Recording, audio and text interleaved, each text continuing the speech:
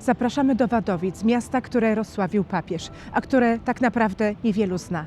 Będzie między innymi o tym, gdzie znajduje się grób księżniczki z rodu Piastów. Dlaczego o tym, co wydarzyło się w tym budynku, pisała cała prasa światowa?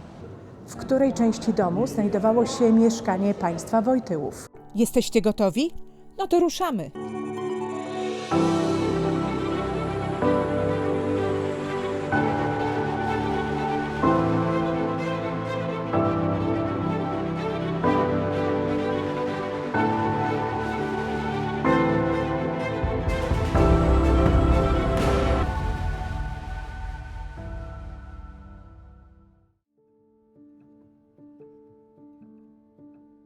XVII-tysięczne Wadowice, położone przy drodze krajowej prowadzącej z Krakowa do Bielska-Białej, to niezwykłe miasteczko. Choć zadbane, z jednym z najlepszych w Polsce muzeów biograficznych, to nie wspaniałe zabytki, ale historia i ludzie, którzy tu mieszkali, są głównym powodem, dla którego warto poznać tę małopolską miejscowość. Bo Wadowice to nie tylko miejsce, w którym przyszedł na świat Jan Paweł II, ale miasto, z którym związana jest imponująca liczba uczonych, artystów, literatów, wojskowych, polityków i działaczy społecznych. Choć od stuleci sercem miasta jest rynek i w jego pobliżu znajdują się najważniejsze budynki, to poszukując miejsca, w którym zaczęła się historia Wadowic, udaliśmy się nad niewielką rzekę Choczenkę. Ponieważ dotarliśmy do Wadowic z Krakowa naszym ulubionym środkiem lokomocji, koleją, spacer do przepływającej niedaleko Choczenki nie był odległy, a spacer poprzedził krótki postój na stacji na kawę. Starannie odremontowany, pamiętający austriackie czasy budynek mieści bowiem stację kultury, miejsce relaksu, salę do wynajęcia i przytulną kawiarnię.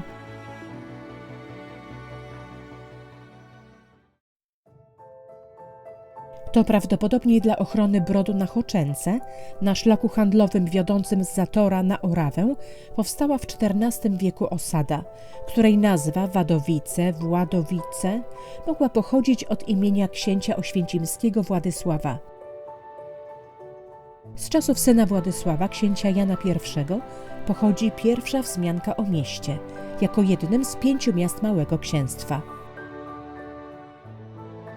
W tym czasie nie było jeszcze w Wadowicach współczesnego rynku. Powstał on dopiero podczas ponownej lokacji po pożarze w 1430 roku.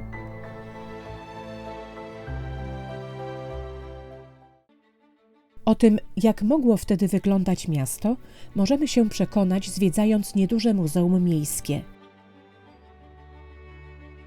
Na niewielkiej powierzchni opowiedziana jest nie tylko historia miasta, ale też sporo ciekawostek o mieszkańcach Wadowic.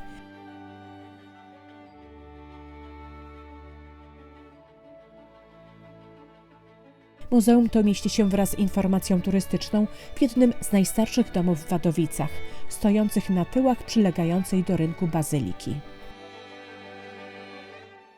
Budynek ten powstał na początku XIX wieku i był jednym z pierwszych murowanych domów.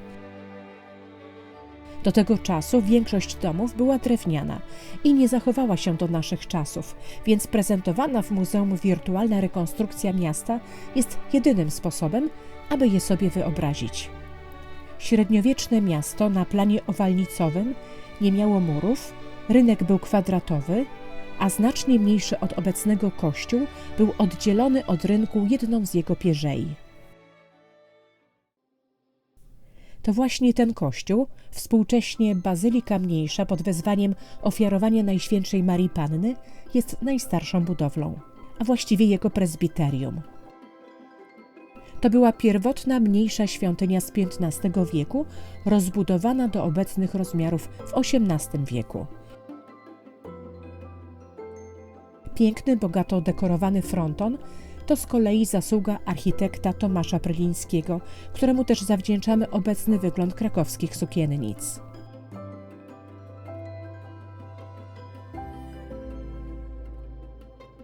Wewnątrz prezbiterium, w nieznanym miejscu, spoczywa księżniczka Agnieszka z dynastii Piastów, której przodkiem był sam Bolesław Chrobry.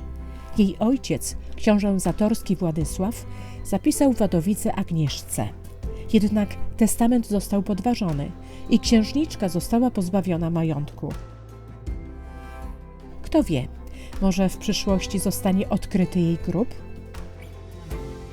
Dziś jedynie gotyckie sklepienie prezbiterium pamięta te czasy. Wnętrze bazyliki wyposażone jest m.in. w barokowe ołtarze i współczesne malowidła na sklepieniu, nawiązujące do prac najsłynniejszej postaci związanej nie tylko z kościołem, ale z całymi Wadowicami, Janem Pawłem II. W bocznej lewej nawie znajduje się barokowa chrzcielnica, gdzie 20 czerwca 1920 roku został ochrzczony Karol Józef Wojtyła, przyszły papież, który przyszedł na świat w domu stojącym obok kościoła.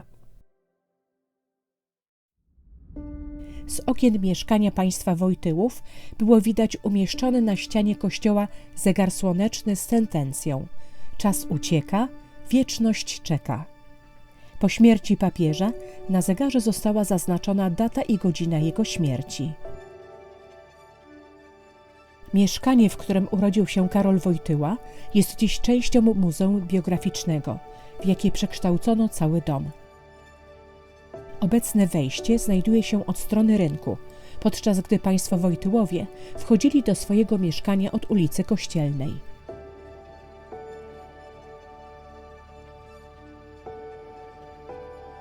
To jedno z najpiękniejszych muzeów tego typu w Polsce. Ekspozycja to nie tylko przedmioty, pamiątki, zdjęcia i filmy, ale także muzyka, która czyni zwiedzanie bardzo emocjonującą podróżą w czasie i przestrzeni. Przez całe życie, od narodzin do śmierci, od młodego chłopaka, poprzez studenta, robotnika, kleryka, aż po biskupa i papieża.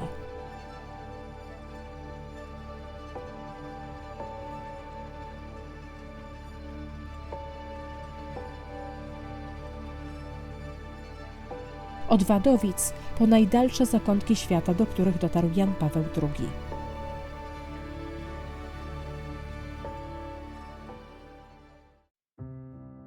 Po wizycie w muzeum wracamy na rynek. Dzisiaj to duży betonowy plac z nieliczną zielenią i fontanną. Na jego znacznej części umieszczone są tabliczki z nazwami krajów świata i polskich miast z datami papieskich pielgrzymek. Jest też pomnik Jana Pawła II, stojący na ważącym 27 ton bloku granitu. Wokół rynku są liczne kawiarnie i cukiernie, które serwują najsłynniejsze ciastko Wadowic, papieską kremówkę. Jej sława zaczęła się od wspomnień papieża podczas ostatniej wizyty w rodzinnym mieście, kiedy wspomniał mieszczącą się po drugiej stronie rynku cukiernią Wiedeńczyka Karola Hagenhubera. Dziś w tym miejscu mieści się cukiernia nawiązująca do tej historycznej. Do XVIII wieku stał na rynku ratusz, drewniany jak cała ówczesna zabudowa. Na początku XX wieku pojawiła się brukowana nawierzchnia, stacje benzynowe, a po II wojnie światowej mogiła pomnik żołnierzy Armii Czerwonej. Dziś już nie ma tu ani stacji paliw, ani pomnika symbolu sowieckiej okupacji, ubyło również zieleni. W tym roku rynek ma przejść kolejną przebudowę, tym razem z wyraźnym akcentem na zieleń. Wokół rynku stoją liczne kamienice. Pierwsze murowane zaczęły powstawać w XIX wieku, który okazał się przełomowy dla Wadowic. Do tego momentu pożary, klęski żywiołowe czy wojny uniemożliwiały rozwój miasta. Czasy zaborów, panowanie austriackie miało to zmienić. Zaczęło się od budowy gościńca cesarskiego, łączącego Wiedeń z Lwowem i przebiegającego przez Wadowice. Jeszcze ważniejsze dla rozwoju miasta okazało się przeniesienie siedziby okręgu, cyrkułu z Myślenic do Wadowic. Tu zostały przeniesione wszystkie najważniejsze urzędy sądowe, podatkowe, wojskowe. Urzędom w Wadowicach podporządkowanych zostało kilkanaście miast, m.in. podkrakowskie Podgórze, Nowy Targ, Żywiec, Biała czy Oświęcim. Obecność urzędów sprzyjała rozwojowi oświaty i kultury. Tutejsze gimnazjum stało na wysokim poziomie. Studiowała tu poza lokalną także młodzież ze Śląska, Węgier, Bośni, Siedmiogrodu, Wołynia i zaboru rosyjskiego. W przedsionku gimnazjum, którego obecnym patronem jest pochodzący z Wadowic profesor teologii Akademii Krakowskiej Maciej Wadowita, umieszczone jest tablo ze zdjęciami słynnych absolwentów, wojskowych, urzędników, artystów, polityków i świętych. Przed budynkiem gimnazjum napotykamy na dwa pomniki dwóch z nich, pisarza i poety Emila Zegadłowicza oraz Karola Wojtyły, w rzadkim ujęciu jako ucznia w szkolnej ławce.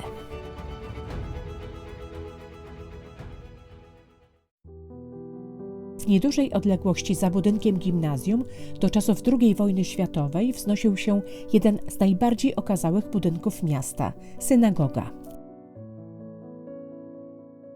Żydzi pojawili się w Wadowicach późno. Zezwoliły im na to dopiero władze austriackie. W różnych okresach stanowili oni od 20 do 10% mieszkańców.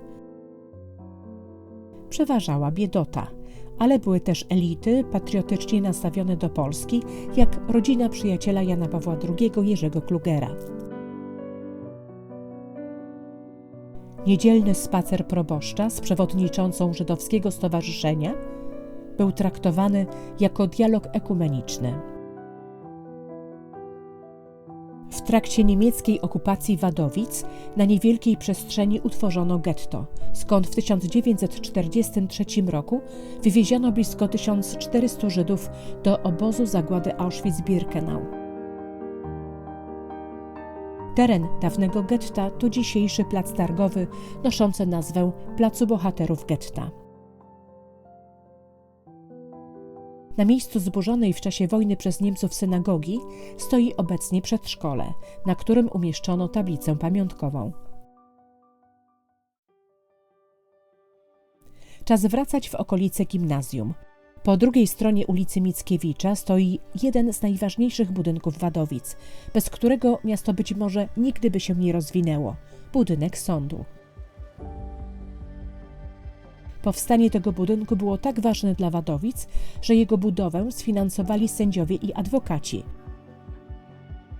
Tym ostatnim inwestycja chyba szybko się zwróciła, bo przy budynku sądu powstały, ze skwerem pośrodku, liczne budynki z mieszkaniami i kancelariami adwokackimi i notarialnymi. Sam budynek czynnego do dziś sądu okazał się jednak za mały dla procesu, który stał się głośny na cały świat. Chodzi o tak zwany proces emigracyjny.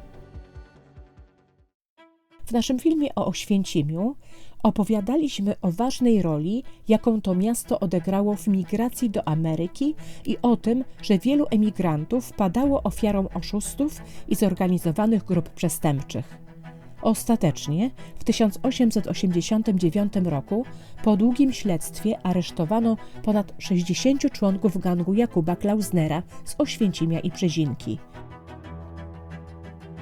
Byli oskarżeni o handel żywym towarem, wyłudzenia, kradzieże i napady. Aby proces mógł się jednak odbyć w stolicy cyrkułu, w Wadowicach, rozprawa odbyła się w znacznie większym gmachu Towarzystwa Gimnastycznego Sokół. Była to pierwsza rozprawa sądowa tego typu na świecie. Jej przebieg śledziła prasa międzynarodowa. Do Wadowic przyjechali m.in. reporterzy New York Times, Washington Post, The Globe, Neue Freie Presse, Deutschland, Volksblatt. Wyrok mógł rozczarować. Najwyższy wyrok, jaki wtedy zapadł, to 4,5 roku więzienia, a emigranci nadal padali ofiarą oszustw.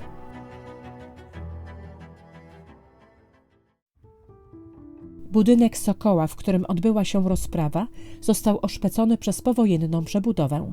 Na szczęście jest plan przywrócenia pierwotnego wyglądu budowli, zaprojektowanego przez słynnego krakowskiego architekta Teodora Talowskiego. Za budynkiem sądu znajduje się obiekt, którego nie możemy pokazać, bo jest zakaz filmowania. Prowadzi do niego według wadowiczan najdłuższa ulica w Wadowicach. Gdy się w nią wejdzie, to wychodzi się po kilku latach. Prowadzi do więzienia. Ma ono bogatą historię związaną z udanymi i nieudanymi ucieczkami, a także z pobytem w nim byłego komendanta obozu w Auschwitz Rudolfa Hüssa. Trafił tu 2 dni po wydaniu wyroku śmierci i spędził tu ostatnie dni swojego życia przed egzekucją wykonaną na terenie byłego obozu. Nie był on jedynym nazistowskim zbrodniarzem, który tu przebywał. Do wadowickiego więzienia trafiło ich łącznie blisko 450.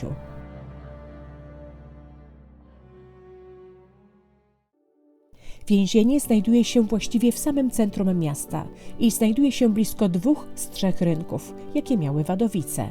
Głównego rynku, czyli placu Jana Pawła II i górnego rynku, czyli placu Kościuszki. Plac Kościuszki, który obecnie jest wielkim parkingiem, był niegdyś miejscem targowym. Zamiast koni mechanicznych parkowały tu wozy ciągnięte przez żywe konie. Z naroża placu droga wiedzie na górkę, wzniesienie, na którym stoi od XIX wieku klasztor karmelitanów. Przybyli oni tutaj z Czernej, z zaboru rosyjskiego, gdzie byli prześladowani. Tym, który ich do Wadowic sprowadził, był święty Rafał Kalinowski, który został też pierwszym przeorem. Jego grób znajduje się w klasztornym neoromańskim kościele świętego Józefa.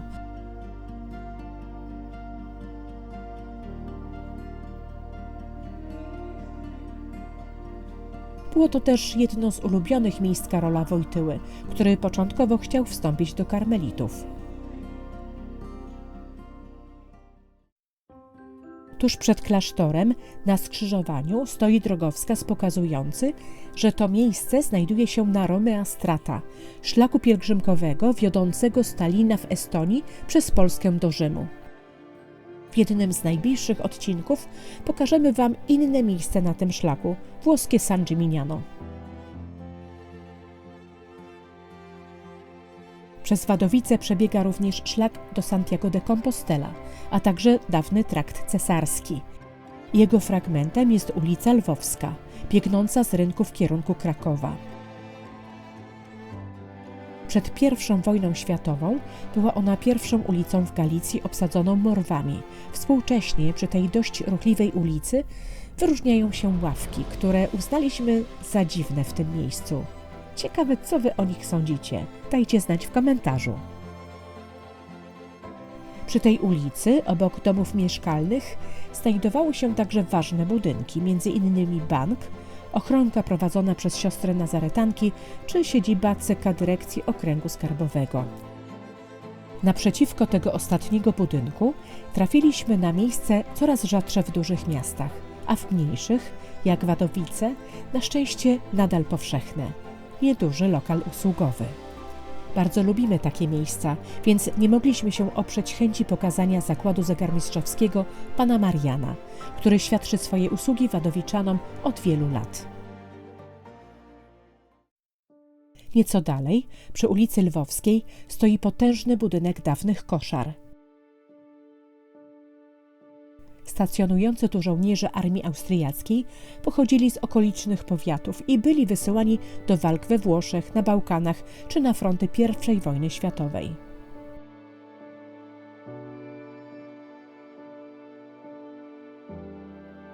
Po I wojnie światowej stacjonował tu polski 12 Pułk Piechoty, w którym służył Karol Wojtyła ojciec, który przeniósł się z rodziną do Wadowic. Obecnie rozległy budynek stoi opustoszały, czekając na lepsze czasy.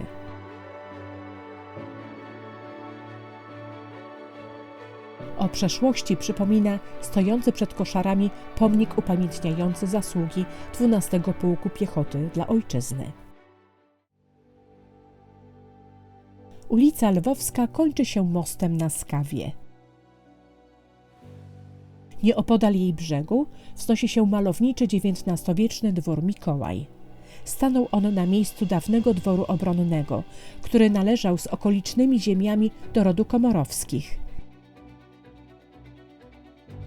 Nazwa Mikołaj pochodzi od jednego z nich, żyjącego na przełomie XVI i XVII wieku, Mikołaja Komorowskiego. Był to wyjątkowy, jak na owe czasy, awanturnik i okrutnik, który dał się we znaki królowi, poddanym i sąsiadom. Planował m.in. zniszczyć kapliczki w Kalwarii Zebrzydowskiej. Więcej o jego wyczynach możecie się dowiedzieć z naszego filmu o Żywcu, który także do niego należał. Na szczęście późniejsi właściciele byli znacznie spokojniejsi. I w takich warunkach na ziemiach majątku zwanego Mikołaj na świat przyszedł jeden z najsłynniejszych fotografów Krakowa, Ignacy Krieger. Współcześnie we dworku mieści się jedna z najpopularniejszych w okolicy restauracji. Naszą wizytę w Wadowicach kończymy nad Skawą, odpoczywając nad jej wartkim nurtem, tak jak od dawna czynili mieszkańcy miasta, przybywając tu w pogodne, wolne od pracy dni. Będziemy wdzięczni za komentarze i podzielenie się własnymi wspomnieniami z Wadowic oraz zasubskrybowanie naszego kanału. A jeśli chcesz wesprzeć nasz kanał jako patron lub patronka, będzie nam niezmiernie miło. W opisie filmu znajdziesz odpowiednie linki, w tym linki do filmów, które wymieniliśmy.